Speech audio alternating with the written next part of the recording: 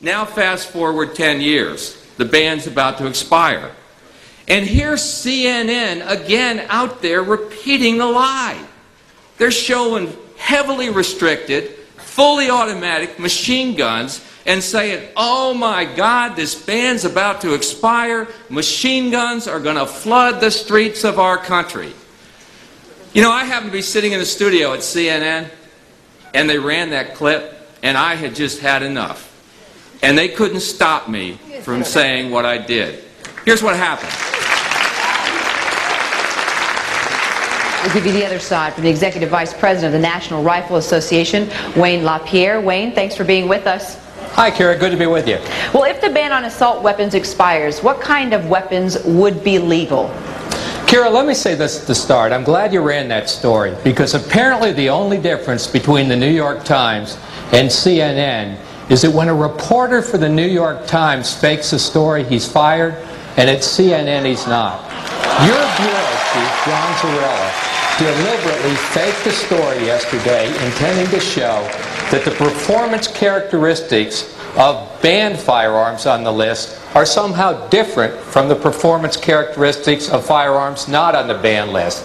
He was implying that these were machine guns or fully automatic guns. That's not true. Mr. LaPierre, I have to stop you there. No one fakes stories at CNN, and John Zarella definitely did not fake a story at CNN. You're very off base. I'm going to let you say your opinion, and let's have a conversation, but don't accuse our reporter of faking any story, sir. Let me say it again in front of the whole country. Your reporter faked that story yesterday. It deliberately misled the viewer. There's no way it could be true, and I challenge CNN to defend it.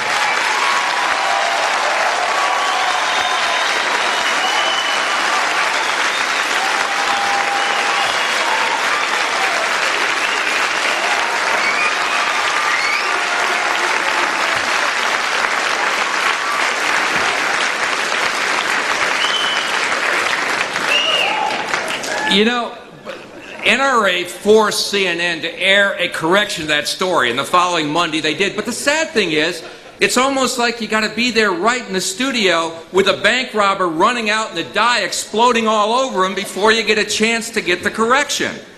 So that deception was exposed. Americans got to hear the truth, and Congress found out about it, and that Congress let that lie expire in 2004.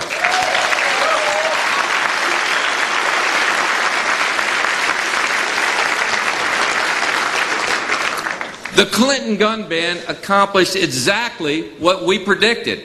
Nothing.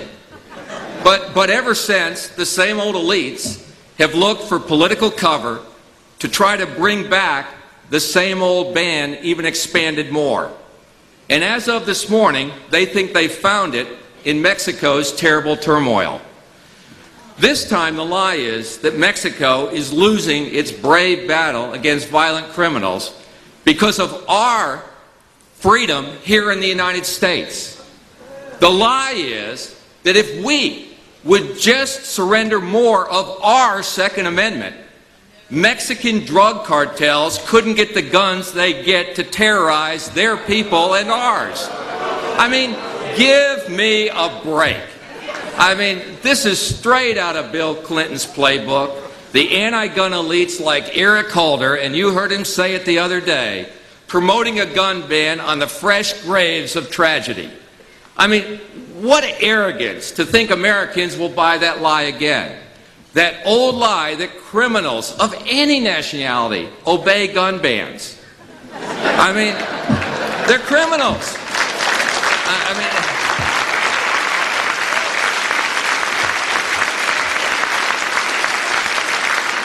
I mean, like most Americans, I reject the premise that diminishing our Second Amendment freedom could ever curtail Mexico's drug cartels.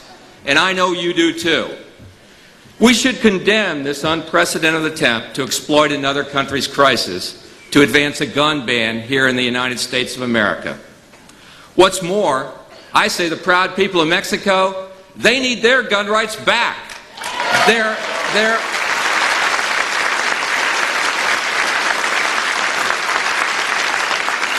They need their own meaningful Second Amendment to protect their homes, to protect their families, to protect their lives, the law-abiding people down there. Meanwhile, on our side of the border, boy, I'll tell you, you've read it in the papers, we're watching the marvelous machinery of Second Amendment freedom at work in this country like never before.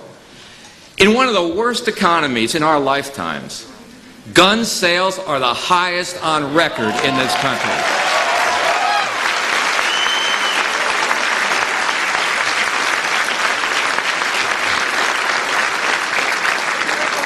So what does it mean when hard-working men and women postpone that new couch or that new set of tires for their car to invest in their own security? It means law-abiding Americans see the threats coming at them and they're saying, I won't bet my life on the promises of politicians. I will. Americans all over this country are saying, I will fight for my family, I will fight for my neighborhood, and I will fight for my freedom from tyranny, from crime, and from any threat in any form.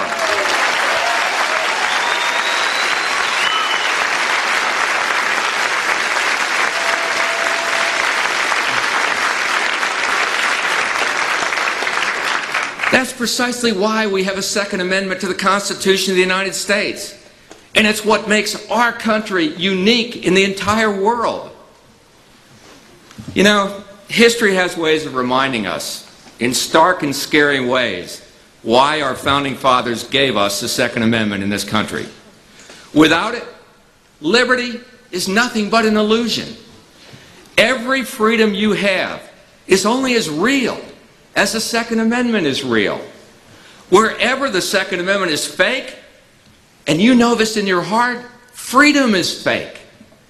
Our divine rights, they might have been endowed by a creator, but they're preserved by mortals. If we mortals have the means and the will to make it stick.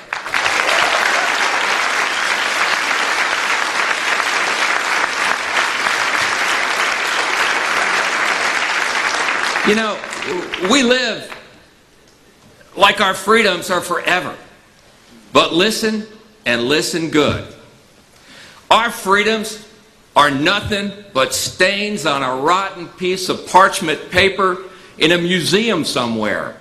Freedom is nothing but dust in the wind until it's guarded by the blued steel and dry powder of a free and armed people.